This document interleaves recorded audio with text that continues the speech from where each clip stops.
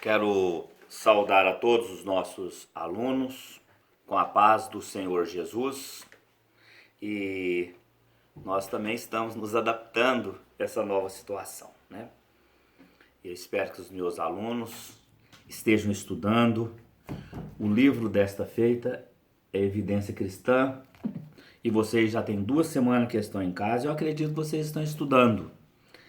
O primeiro unidade nós ministramos na sala de aula, a segunda unidade nós ministramos na sala de aula.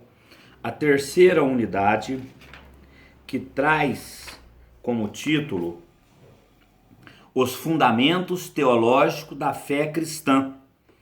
Ele é dividido, esta terceira unidade, em 5 capítulos básicos.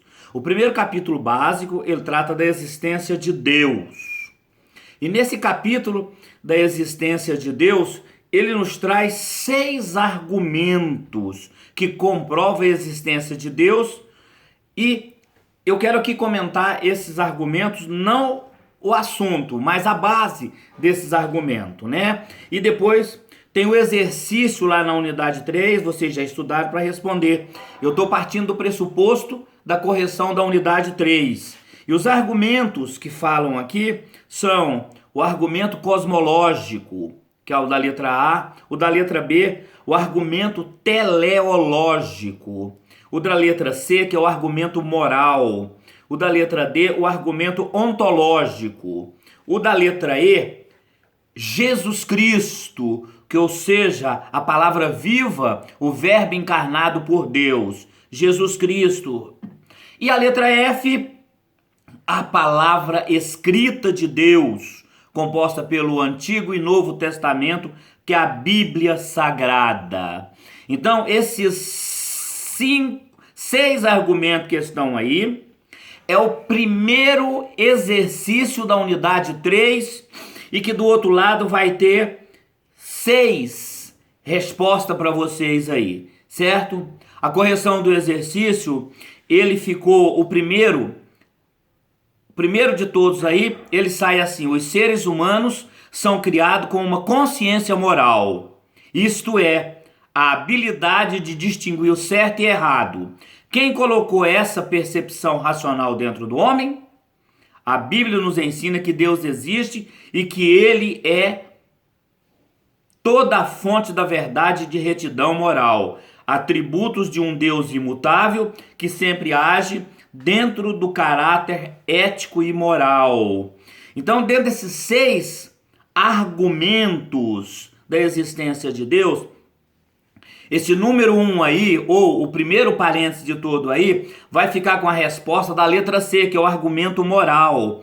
Esse argumento moral da existência de Deus, ele é tão interessante, o argumento moral, é que se você, independente da crença ou de religião que você for, ou algo que você estiver fazendo, muitas das vezes a nossa consciência nos acusa. Ah, mas eu vou pegar isso, fala, não pega não que não é seu, não faz isso que não é devido. Ou seja, tem algo dentro de nós que não depende de nós e que muitas das vezes fala que nós não podemos agir em determinada situação, ou que podemos agir. Isso não foi posto por ninguém. Isso é algo imprescindível que nasce com o homem. Ou seja, nós damos ao nome desse argumento da existência de Deus como argumento moral. Então a primeira resposta aí do capítulo de número 1 da unidade 3 é a letra C. Nós falamos do número 2 aí desse capítulo 1, fala: podemos ver e sentir a presença de Deus na criação, no seu amor, na sua bondade e misericórdia para conosco. Mas o caminho da salvação eterna, como viver em paz com Deus e seguir os caminhos que Ele quer apontar, encontramos somente na sua palavra. Ou seja, quando a gente falamos na palavra de Deus, existe só um argumento, ou seja, a Bíblia Sagrada. Então essa resposta aí é a letra F. A Bíblia Sagrada é a palavra escrita de Deus e que também contém a palavra viva, que é Jesus Cristo. A Bíblia Sagrada, ela é inerrante, ou seja, não tem erro. Ela também contém a infalibilidade, ou seja, não é passíveis de falhas. De acordo com o apóstolo Pedro, toda a revelação da Bíblia não foi feita, saiu por intermédio da vontade humana, mas ela foi inspirada pelo Espírito Santo de Deus. Então esse é outro argumento, letra F. A Bíblia Sagrada também é um argumento da existência de Deus. Na terceiro parênteses aí fala: a beleza estética da natureza exige uma mão artística e uma mente sobrenatural para compreender os efeitos da sua pintura sobre a psicologia, sistema nervoso humano. Aí a letra B chama argumento teleológico. Esse argumento teleológico, a gente entende ele como que as coisas não foram feitas por um acaso, a natureza não foi feita por um acaso. Todo o nosso ambiente, que nós olhamos para a natureza e nós olhamos para também os compostos, a base é o verde e o azul. Essas cores não cansam a vista humana, ela emite sensação de paz, sensação de tranquilidade. Imagina se esse planeta fosse inteiro vermelho. O vermelho é uma cor bonita, nítida, mas é uma cor que não é aquela cor que faz bem a nós ao tempo todo, que nós comumente estaríamos visíveis. Então o argumento teleológico, ele parte de que as coisas não aconteceram por um acaso. Tudo tem o seu local certo, a sua maneira certa, aquilo definido de acordo com a existência do ser humano. Damos a isso o nome de argumento teleológico. Então o nosso terceiro exercício aí do capítulo de 1 da unidade 3 é a letra B. O 4 fala do grande universo espacial por cima de nós, com todos os corpos celestiais caindo em perfeita ordem. Cada um cumprindo a sua órbita, funcionando em harmonia um com o outro. Indica a existência de um ser superior que, além de ter criado todas as coisas, controla-as. Ou seja, irmãos, o que controla toda a natureza? Será que o Sol, que é o astro da nossa galáxia, a Terra gira em torno do Sol, a Lua gira em torno da Terra, e essas coisas nunca saíram do seu determinado lugar? Nós entendemos que o mar, a água, ela é evaporada e depois cai em forma de chuva. Ou seja, todas as coisas têm um movimento perfeito, desenhado, criado por um motor milimetricamente que organiza e dá capacidade a todas essas coisas, né? E nós chamamos isso do quê? De argumento cosmológico da existência de Deus. A Bíblia, sem a pretensão de afirmar que Deus existe, mas porque os seus autores já têm isso em seu coração como causa existida, como causa natural. O primeiro versículo da Bíblia já fala que no princípio criou Deus os céus e a terra era sem forma e sem vida, mas o Espírito Santo de Deus pairava sobre as águas. Depois, irmãos, então o argumento é o A. Depois temos o D. Aqui, né, a resposta D para o quinto exercício da unidade 3 do capítulo 1. Embora seja transcendente a sua criação, Deus pessoal que ama e cuida da sua criação, cujos olhos acompanham todos na natureza e cuja presença é constante. Argumento ontológico. Irmãos, se nós falarmos nos deuses que existem por aí, a gente pode falar em Maomé, podemos falar também na Astarote, podemos falar em Maomé, podemos falar em Buda, certo? O único Deus pessoal e que se relaciona com as suas criaturas é Deus. E a Bíblia, ela está carregada de exercícios e versículos. Eu espero que vocês tenham estudado essa unidade 3 para ver os comprovantes, as formas que na Bíblia mostra as inúmeras vezes em que Deus procurou o homem para se comunicar com ele. Foi assim com Adão e Eva no jardim, foi assim quando convidou Abraão a sair do meio da sua parentela, foi assim quando ele falou com Moisés da sarça ardente, pedindo a Moisés que fosse até Faraó para libertar o seu povo, foi assim com Jesus Cristo quando abruptamente interferiu nos assuntos pessoal de Paulo, trazendo ele para trabalhar com ele e assim por diante. Então nós damos a isso aí argumento ontológico. Depois nós temos o argumento que é Jesus Cristo, que a resposta vai ser lá no sexto exercício, que fala que Deus revelou aos homens não somente a criação deste mundo, mas muito especialmente na pessoa de seu Filho Jesus Cristo. Ou seja, Jesus Cristo é o argumento vivo. A palavra de Deus fala por intermédio do livro do evangelista João, ou do apóstolo João, que no princípio era o verbo, e o verbo era Deus, e o verbo estava com Deus, e na frente vai dizer, e o verbo se fez carne, e habitou entre nós. Então, Jesus Cristo, a palavra viva, que veio habitar no meio nós, chamamos esse argumento de Jesus Cristo.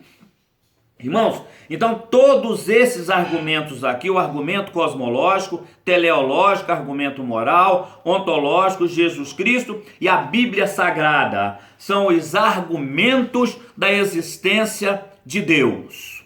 Ainda vou falar nesse vídeo para vocês sobre o exercício de número 2, o criacionismo bíblico. E no criacionismo bíblico, a pergunta aqui está assim, ó, assinale A para evolucionismo e B para criacionismo. E o primeiro fala assim, é importante salientar que nada veio existir aleatoriamente como resultado do acaso. Sendo uma criatura, todo mundo tem sua origem em Deus. Não há algo como uma matéria ou um espírito existindo paralelamente a Deus. Irmãos, essa resposta aqui tem dois tipos de resposta. Cuidado para vocês não caírem em peguinha de prova. A é para evolucionismo e B para criacionismo, certo? Quando a gente fala em evolucionismo, é quando há evolução da espécie. Segundo Charles Darwin, outros estudiosos, ou seja, a evolução de um animal que ele muda de espécie, se ele é quadrúpede, ele passa a ser bíceps, se ele é um animal que tem a orelha maior, ele diminui a orelha, um animal que pode não falar, ele começa a ter voz, ou se é um animal que de pelo ele passa a perder o pelo e assim por diante. Na natureza não existe nada ainda, um elo entre essa evolução que todos falam. Tudo que existe nasceu como era 10, 20 mil anos atrás e continua nascendo da mesma maneira. Então essa evolução é coisa dos homens, coisa da ciência. Por isso se chama teoria da evolução. Esse é o nome da teoria de Charles Darwin. Ou seja, teoria é aquilo que ainda é uma teoria, não se conseguiu provar. Agora, dentro dessa primeira resposta aqui, a resposta é B, criacionismo.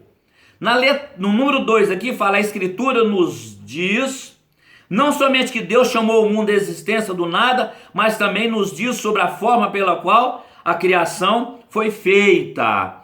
Irmãos, isso aqui também é parte do criacionismo bíblico. O que é criacionismo bíblico, irmão? É a forma em que nós cremos em que Deus criou todas as coisas. A palavra de Deus fala que todas as coisas foram, ele chamou a criação por intermédio da sua voz, por intermédio da sua palavra, todas as coisas veio à existência, certo? Então isso daqui nós podemos chamar da letra B a resposta. No terceiro exercício aí, através da evolução orgânica, as formas mais resistentes de vida sobreviverão, enquanto as formas mais frágeis gradativamente desaparecerão. Irmãos, isso daqui, teoria da evolução, evolucionismo. Ou seja, só os fortes sobrevivem. Isso é antibíblico, certo? Antibíblico. Por quê? Porque a palavra de Deus, ela mostra desde o princípio, certo? Que todas as coisas cooperam para aqueles que amam a Deus. Ou seja, e a palavra de Deus também fala lá no capítulo de número 1, imediatamente após Deus criar todas as coisas e formar o homem, a Bíblia fala na hora de Deus descansar e fala assim, ó, e viu Deus que tudo quanto fizera era bom. Então não tem coisa menor, nem coisa maior, nem coisa mais fraca. Todas as coisas que Deus criou são boas. Então, irmão, essa daí também nós podemos falar, é letra A, evolucionismo. O quarto parênteses aí fala, além do capítulo 1 de Gênesis, existe mais de 80 versículos das Sagradas Escrituras que claramente afirma que Deus criou o mundo e a vida que nele existe. Irmãos, tanto no capítulo de número 1 e nesses 80 que a gente está aqui, não tem como eu falar aqui agora para você, mostra a criação como obra da genialidade de Deus. Obra da genialidade. Interessante que ele criou o homem à sua imagem e semelhança. E lá no capítulo fala, façamos o homem a nossa imagem conforme a nossa semelhança. Ou seja, a genialidade de Deus é tão fantástica que ele criou todas as árvores, criou os mares, os rios, o sol, a terra e tudo que existe. Observação, sem protótipo. Ele não tinha um molde para criar. Ele criou de acordo com a sua suprema inteligência. Isso não é evolução. Ele criou, ele não esperou evoluir para ver se ficar bom. Certo? E nós entendemos isso desde que o mundo é mundo. Então nós chamamos isso aqui, irmãos, de letra B, criacionismo bíblico. Depois, na número 5, o processo da evolução orgânica exigiu milhões de anos de desenvolvimento. E através desse longo período, o homem passou pelos vários estágios da vida, vindo das formas mais simples e evoluindo para a forma mais complexa de vida, até chegar ao ser humano natural. Irmãos, aqui nós podemos chamar isso daqui da letra A, evolucionismo. Irmãos, de acordo com a palavra de Deus, eu não tenho uma data aqui exata para falar quando foi que Deus criou o homem. Mas não foi há 2000 anos atrás, não foi há 3, não foi há 4, não foi há 5, foi há dezenas de milhares de anos atrás. Dá a entender. Eu não vou dar uma data aqui para mim não entrar em polêmica depois na igreja. Mas acontece que desde quando foi criado Adão, o homem já falava, o homem já respirava, o homem, a partir da criação de Adão e Eva, todos os outros homens passou a se reproduzir da mesma maneira, o homem vivia da mesma maneira, come, bebe, respira, morre e nasce. A Bíblia fala que esse homem que veio do pó, ao pó retornará. Então, irmão, não tem evolução. Os animais são os mesmos. Ninguém viu um cachorro que virou, um gato que virou cachorro. Isso não tem na natureza. Se tivesse, a televisão estava cheia. Se tivesse achado isso há 10, 20 mil anos atrás, já tinha aparecido. Não tem, por exemplo, irmãos, um cavalo que virou girafa, certo? Então, irmão, todas as coisas foram criadas e estão conforme Deus criou. Até porque Deus criou todas as coisas que Deus criou são boas. Irmãos, e para finalizar, certo? Então aí é o último exercício aí do capítulo 2 da unidade 3. Somente Deus é eterno e onipresente. As criaturas, por serem criaturas, estão sujeitas ao tempo e ao espaço. Letra B, criacionismo. Irmãos, a eternidade de Deus, a onipresença de Deus, faz parte somente de Deus. Tem certas características que são de Deus. E essas características não se aplicam às suas criaturas. Certo? Cuidado com muita coisa por aí, como o panteísmo que eu já ensinei para vocês. Nesse capítulo mesmo, nesse livro mesmo, que o panteísmo mostra que Deus está em tudo e tudo é Deus. É como se Deus fosse parte da árvore, parte da vaca, parte do animal. Não, meu irmão. Não podemos misturar criatura com Criador.